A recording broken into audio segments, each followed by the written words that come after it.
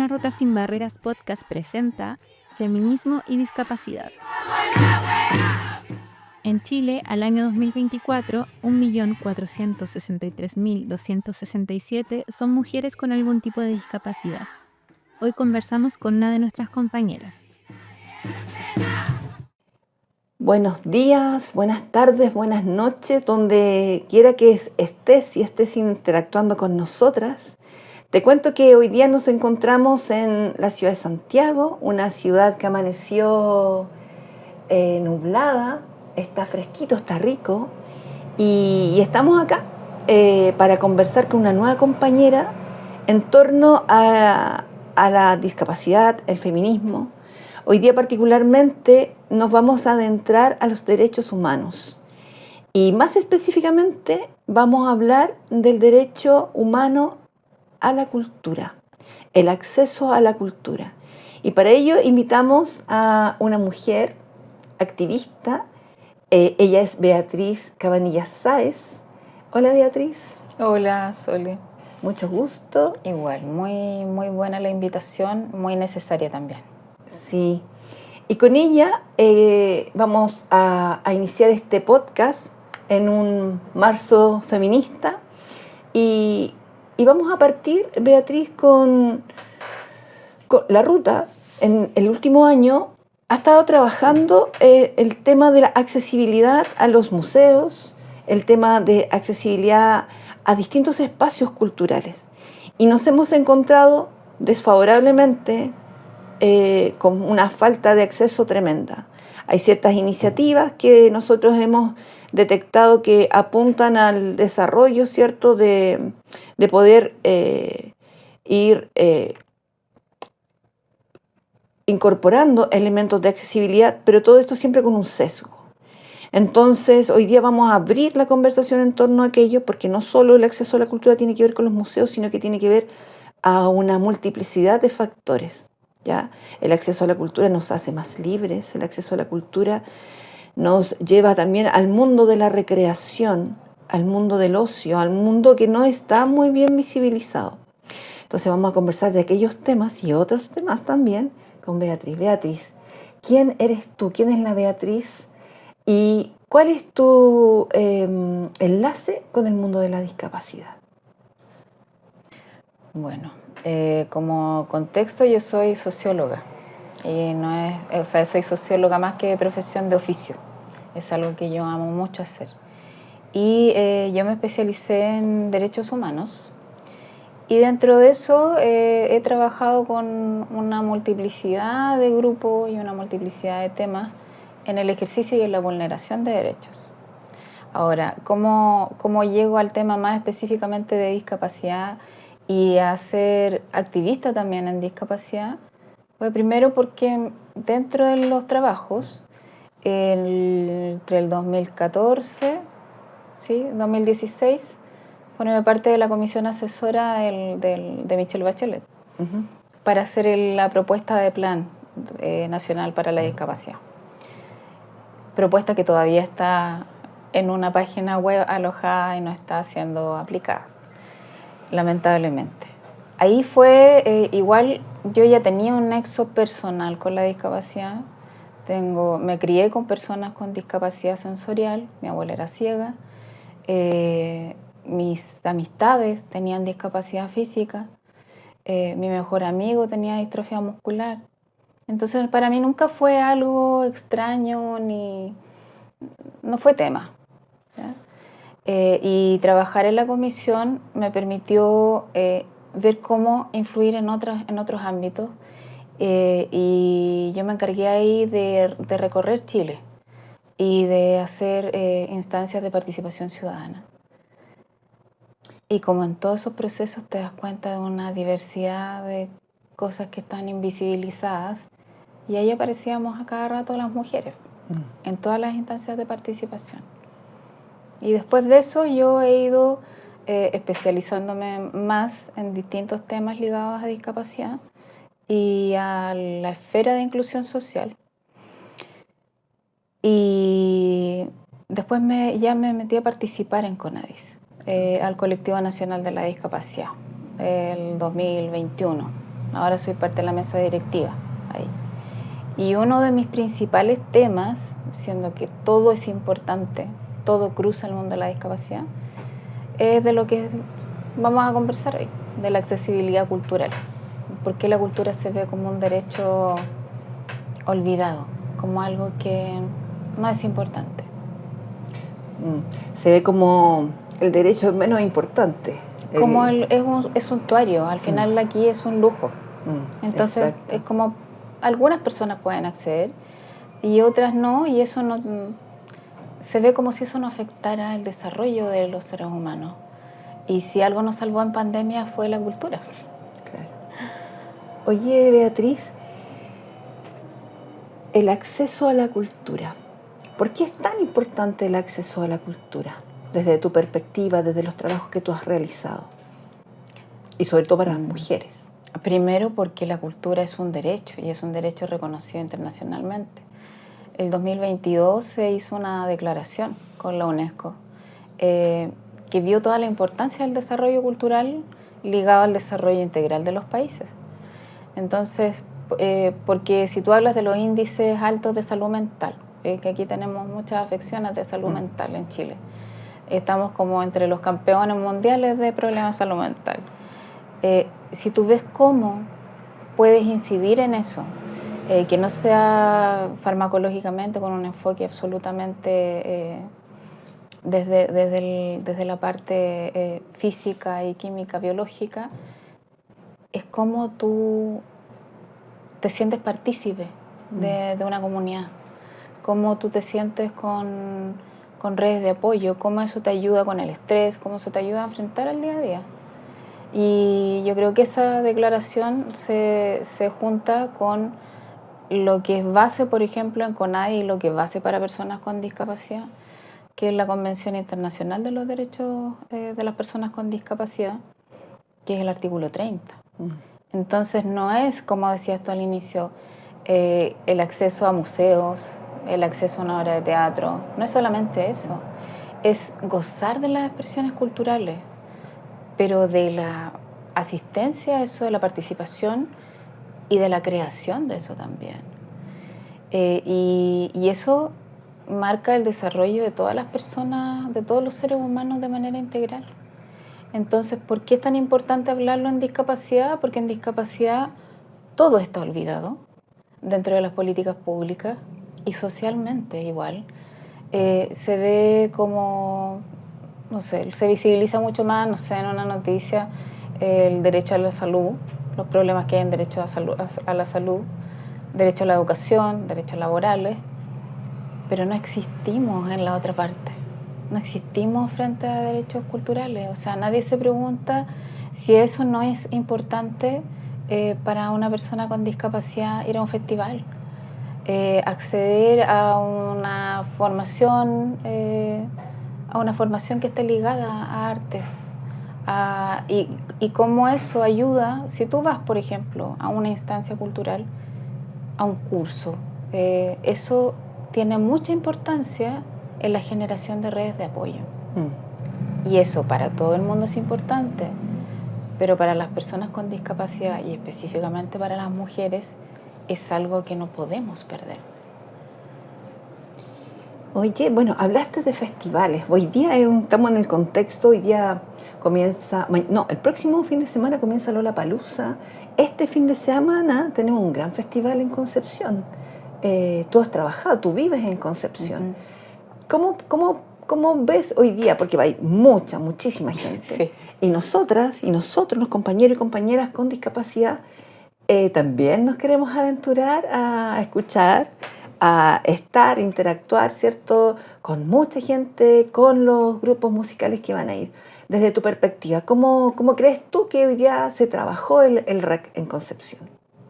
Mira, yo creo que no solamente la iniciativa del REC, sino que pasa con todos los festivales y con toda esta necesidad de mostrar que determinadas actividades cumplen las cuotas, ¿ya? Y hay una especie de tokenismo, de tocar ciertos temas que son de importancia pública, pero los tocas por encima. Encimita, Entonces, ¿qué pasa? Que ves el Festival de Viña Y todo el mundo habla de lo fabuloso de los intérpretes del Festival de Viña, que lo hicieron espectacular porque fue el Instituto de la Sordera el que hizo eso. Pero es el festival. Y después cuando tú ves otras instancias culturales en televisión ya no aparece eso. Entonces, pero para el festival sí. Porque igual da un rédito y te da como un sello inclusivo. Entonces como que sí, ya ese canal está cumpliendo. Ahora en Lollapalooza pasa lo mismo, ¿ya? Igual ahí hay espacios seguros, qué sé yo, para personas neurodivergentes, personas con espectro. Pero igual, si ahora pensamos en el REC dio el REC se hace en una parte que es casi como en la costanera, ¿ya? Tiene 5 o 6, creo, este año, 6 escenarios. Y es una fiesta. Concepción es la ciudad de la música. Entonces ahí se hizo una declaración, un comunicado la semana pasada de un festival inclusivo y accesible. Y cuando yo vi ese comunicado, el comunicado se dirigía a 80 cupos que tenían personas neurodivergentes y con espectro autista en el teatro. Pero no se habla, no hay una cosa transversal. O sea, ¿qué se les dice a las personas con discapacidad sensorial? ¿Qué se les dice a las personas con discapacidad física? También hay cupos ahí, pero es que no das la posibilidad de que una persona piense que puede ir segura ahí y que es un derecho. Qué importante lo que tú estás diciendo, porque hace unos años atrás tuve la oportunidad de ir al Lollapalooza y claro, yo andaba con asistencia personal, pero si yo no hubiese andado con asistencia personal, yo me habría perdido en ese espacio. Eso por una parte. Por otro lado, me habrían golpeado porque los espacios, ¿cierto? Los grupos que van, ¿cierto? Te llevan a cantar, a bailar, qué sé yo, pero tú te ves entre medio con mucho riesgo. Entonces, la accesibilidad siempre se ve con un sesgo que si bien nos permite, no sé, cuando se genera una rampa, ya, ok, bien la rampa.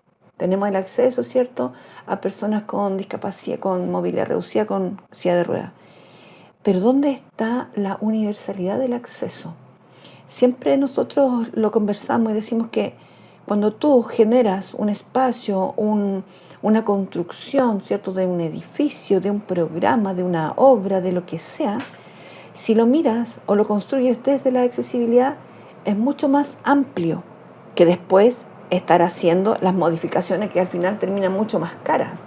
Entonces también nosotros, en las reflexiones que nosotros hemos hecho, decimos, el desarrollo sin accesibilidad no es desarrollo. La accesibilidad trae en sí misma la innovación y aporta el desarrollo. El desarrollo solo no trae innovación. Por el contrario, se va cerrando. Y frente a eso, tú que has trabajado en analizar, en promover, en articular acciones, ¿cuál crees tú que son las dificultades con las que nos encontramos para que se pueda desarrollar una accesibilidad plena para todas y todos? Yo creo que pasa que cuando uno escucha hablar de accesibilidad, se da a entender que es accesibilidad física, solo física. Y la física en este país funciona muy mal ya. O sea, la rampa, un edificio para cumplir con hacer la rampa, hace cualquier rampa. Sí. No respeta las inclinaciones, no respeta las especificidades técnicas. Entonces, igual cumple con la rampa, igual un edificio público tiene la rampa, no importa que esa rampa tenga un ángulo de 45 grados donde una persona puede fácilmente tener un accidente. Claro. Pero no se habla de accesibilidad universal. No hay otro espacio. Por ejemplo, no hay accesibilidad cognitiva. Si tú vas a ejercer otro derecho de salud, de educación, no te encuentras con información gráfica que esté en un formato de lectura accesible y que no es nada del otro mundo, es hacer que la información sea entendible para todas las personas, ¿ya? Así. Y que lo haces en un formato pensando también en personas con discapacidad cognitiva y le agregas un par de iconografías fáciles, le agregas una letra fácil para personas con baja visión, agregas audio en algunas cosas, audio descriptivo. Claro que son cambios que involucran recursos, pero no tantos recursos como uno cree, ¿ya? Yo creo que la cosa va más por el lado de instalar eso culturalmente. Una Ruta Sin Barreras es una iniciativa de trabajo colectivo que busca visibilizar las barreras que existen en la sociedad. Promovemos y defendemos los derechos de las personas con discapacidad. Buscamos activar y extender las redes comunitarias en torno a la accesibilidad en todas sus dimensiones. Si te interesa, te invitamos a seguirnos y apoyarnos. Ingresa a www.unarutasinbarreras.cl o búscanos en YouTube, Instagram y Spotify. Y porque hay una falta de cultura, porque nos encontramos todavía en un paradigma tan lejano a este modelo social de la discapacidad, que también está un poco más lejano, pero como en los movimientos ciertos sociales son lentos, seguimos pegadas en el modelo biomédico, en el modelo que a nosotros nos invalida, ¿cierto? Y bueno, y frente a esta invalidación, la ley, ¿cierto?, de igualdad de oportunidades, ¿cierto?, que está muy bien hecha, en un buen formato, ¿cierto?, nos da acceso a todos los derechos que nosotras y nosotros tenemos. Pero en la bajada del derecho, según tu perspectiva, ¿qué es lo que pasa ahí? ¿Cómo no están los reglamentos, no están los protocolos? Estaba recordando en este momento, nosotros en las rutas nos toca viajar harto, y nos toca visitar parques, y nos toca visitar operadores turísticos. Y no hay nada, Beatriz, nada que fiscalice.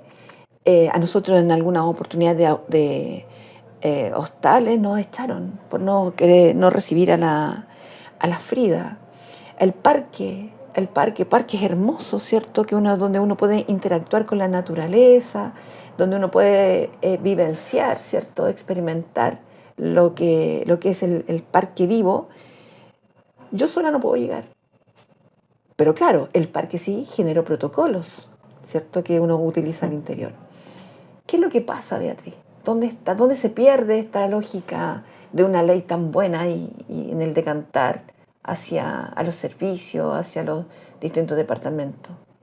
Lo que pasa es que cuando tú piensas una política pública y la piensas desde tu perspectiva y no involucras a las personas para las que es esa política pública, obviamente esa política pública va a tener esa zona gris en qué pasa. Por ejemplo, que tú tienes acceso a un parque y que el parque tiene señalética adentro y el parque también tiene senderos accesibles, pero tú llegas con la Frida, que está aquí acompañándonos, que es una perra guía hermosa, y resulta que no te dejan entrar animales, porque se ve como un animal, no se ve como un elemento de apoyo para ti, al que tienes el derecho.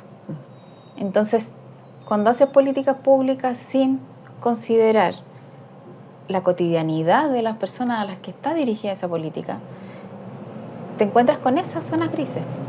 Te encuentras con que te dan, acceso a, aquí hay una infinidad de museos, pero hay museos que tienen lugares patrimoniales. Entonces, claro, se han encontrado con que no pueden hacer una rampa o qué sé yo, pero hay hay una diversidad de soluciones que se pueden dar a eso, ¿ya? Y simplemente eso no se considera. Qué interesante lo que estás diciendo, y más que interesante, que rabia da que en el parque estén los protocolos, pero ¿cómo yo llego al parque? ¿Dónde está la cadena de accesibilidad? ¿Dónde está la información en las plataformas? ¿Dónde está la incorporación, la participación social de las personas con discapacidad para construir el patrimonio? Lo hemos conversado en algunas otras oportunidades, que el patrimonio, si no nos incluye a todas y a todos, no es patrimonio.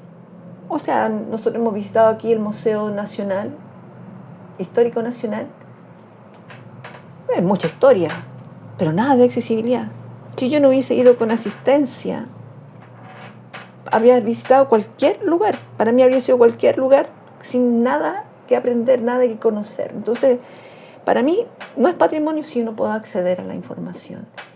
Pero pareciera que les costara tanto a las autoridades generar políticas públicas desde arriba, desde la programación, la metodología, la actividad, la incorporación de gente que sepa del tema, de expertos por experiencia, acompañado de otros expertos, ¿cierto?, que trabajan el tema de la accesibilidad. Estaba pensando en esto de las rutas que nosotros hemos hecho y claro que nos hemos encontrado con muchas barreras, Beatriz. Cuéntame, ¿cómo ha sido la participación en los proyectos que tú has liderado? ¿Cómo la gente ha participado? Y cómo también los funcionarios y funcionarias conocen de esta temática. Bueno, ahí tocaste un punto absolutamente central para ver qué pasa con esto. ¿Qué pasa con una política pública cuando tú tienes que generar con esa política pública un cambio cultural? Tienes que hacer procesos de sensibilización. O sea, hacer que otras personas, en este caso sin discapacidad, entiendan cómo se levanta, cómo vive una persona con discapacidad, cómo se desenvuelve en la ciudad, cómo accede a distintas partes. Entonces, cuando eso no pasa, cuando tú creas como solamente la política, pero no tienes ningún proceso educativo al respecto, no lo acompañas de otra cosa, pasa que te encuentras, si lo vemos en el ámbito público, te encuentras con funcionarios y funcionarias que no están preparados.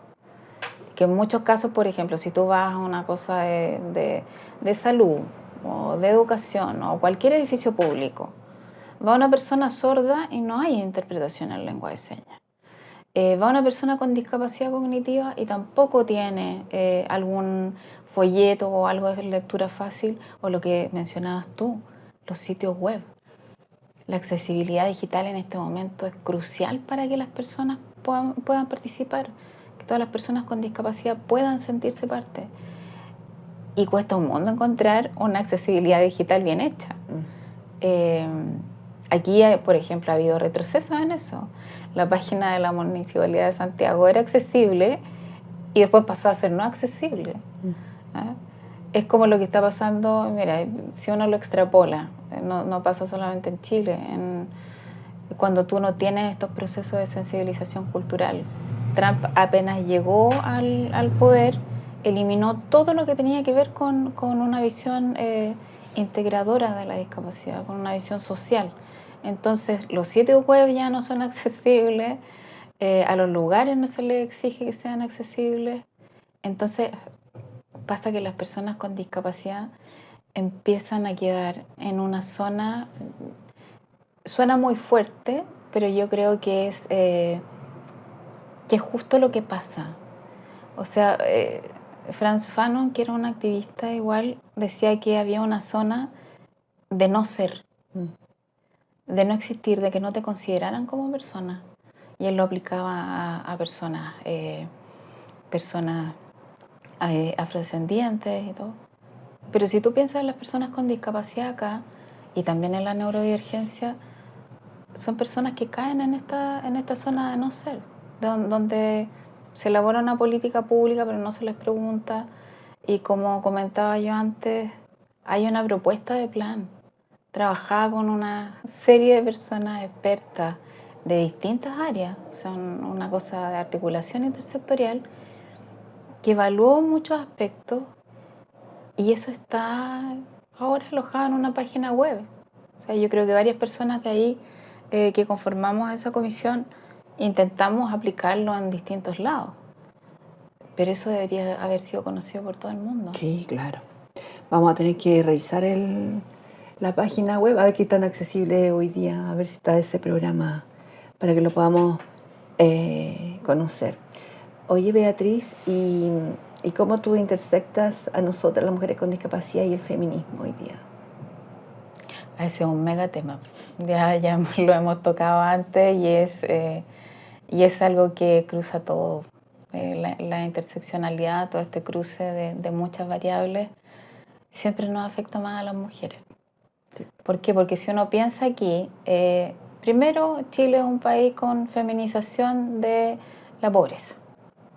Es un país donde están aumentando cualquier índice que aumente es el doble de las mujeres.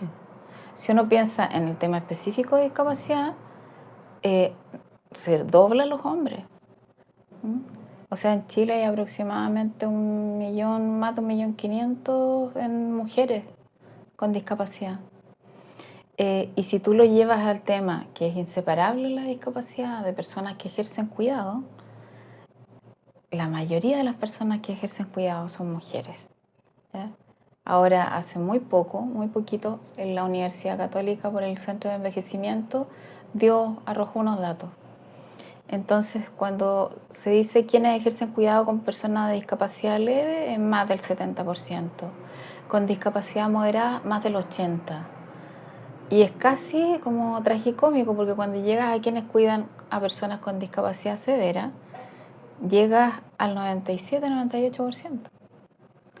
Entonces, las mujeres históricamente nos dedicamos como a labores de cuidado, y hay algo que aquí es fundamental, que cruza todo lo que hemos hecho y cruza mucho la afección hacia el grupo de mujeres, que es el COVID. Después del COVID hubo una crisis absoluta de cuidado. Sí. Muchísimas personas ahí que quedaron con secuelas, muchísimas personas que estuvieron enfermas y que después fallecieron, pero muchísimas personas, mujeres, se tuvieron que hacer cargo de muchas cosas más. Y retrocedimos en todo lo que absolutamente.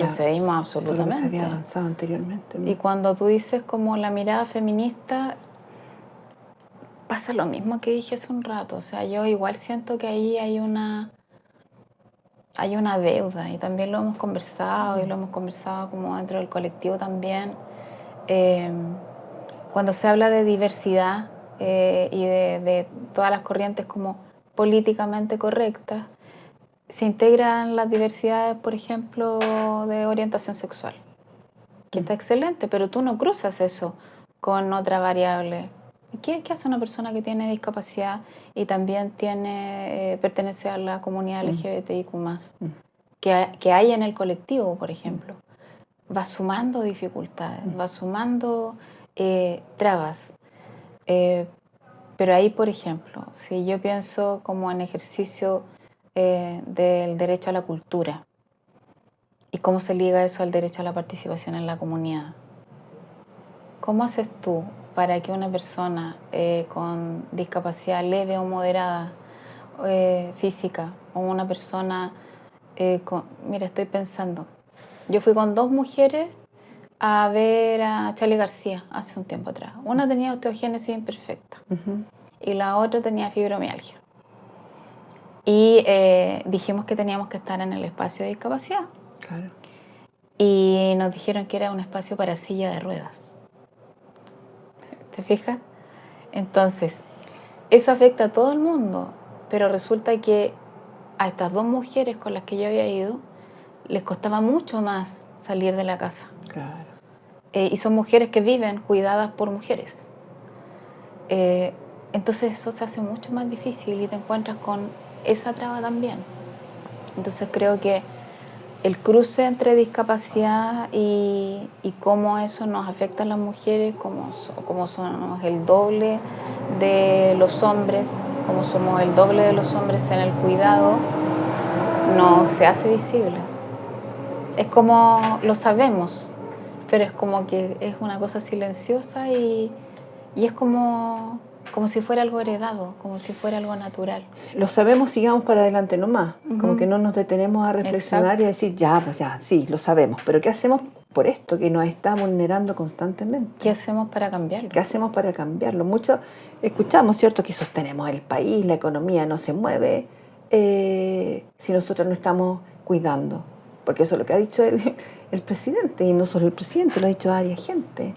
Entonces, qué importante conversar, qué importante reflexionar, porque si no lo hacemos tampoco sabemos que estamos pensando nosotras mismas. Así que yo te agradezco, Beatriz, te agradezco la instancia, te agradezco que te hayas dado el tiempo de escucharnos y nosotros escucharte a ti. ¿Algunas reflexiones últimas? O sea, primero yo agradezco a ti que igual las dos formamos parte del Colectivo Nacional por la Discapacidad. Y por ejemplo, un tema de accesibilidad es que ahora recién nos conocemos presencialmente. Sí, claro. Nos hemos conocido por vía virtual. Sí.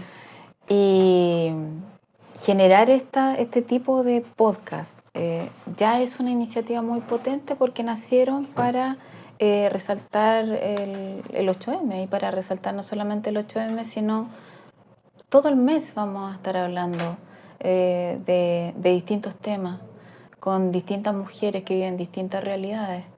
Y creo que eso es central y que hay que seguirlo haciendo. Y que las personas que escuchen y vean este podcast, que puedan acceder, se preguntan también lo mismo, pero lo lleven a sus espacios para hacer reflexión y para poder hacer que eso incida. O sea, lo que nosotros no hablamos no existe. Entonces yo creo que para hacer que se visibilice la discapacidad y la neurodivergencia hay que seguir hablando, hay que seguir conquistando otros espacios.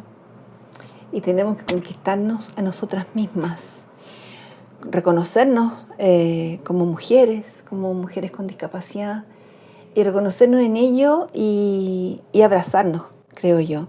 Bueno, Beatriz, te traemos un regalito. Ay, es con regalos. Sí, muchas un gracias. regalito para que lo puedas abrir, se lo muestres a quienes están interactuando con nosotros en este momento. Es un... Mira, y no lo hice por el regalo, sabía que había regalo. ¿Cierto, Frida? Esto para mí es muy importante porque dice Una ruta sin barreras, feminismo disca, nuestra construcción. Y está el logo de Ruta sin barreras, donde está una persona con una perra guía preciosa y dice inclusión y accesibilidad. Así que para mí igual significa mucho, porque yo creo que el tema del activismo es algo necesario. Es algo necesario de hacer, y lo que decías tú, creo que en distintos espacios se nos olvida eso de que es tan importante promover redes, generar redes, y yo creo que en soledad nadie logra cambios. Y esto es totalmente importante. Así que por un feminismo disca y por la construcción. Que tengamos muchas rutas más sin barreras. Sí, claro. Bueno, hay unos autoadhesivos para ti con el QR de la ruta. Y esto lo vamos a poner absolutamente. Aparece la descripción. Es una ruta sin barreras con un código QR al lado, avanzando un turismo inclusivo. Y aparecen dos personas en una bicicleta con la Frida detrás. El carrito de la Frida inspiradora detrás, que es esta perrita guía. Sí. Bueno, muchas gracias a quienes nos siguieron hasta aquí, hasta el final. Como ustedes ya bien saben, nosotros tenemos un lema, Beatriz. Nuestro lema es porque la inclusión es hoy hasta que la accesibilidad se haga costumbre. ¿Te parece que yo diga la primera frase y la segunda la digamos en conjunto? Absolutamente. Entonces, a todos a quienes nos siguen, recuerden, no están solas, no están solas. Está la Ruta, está la Beatriz, estamos todas. Porque si nos faltan compañeras, es porque tenemos mucho todavía que trabajar. Así que comuníquense con nosotras y ahí vamos a estar para acompañarnos, para protegernos. Porque la inclusión es hoy hasta que la accesibilidad se haga costumbre. Chao, Beatriz, muchas gracias. Chao, Soli. Chao, chao.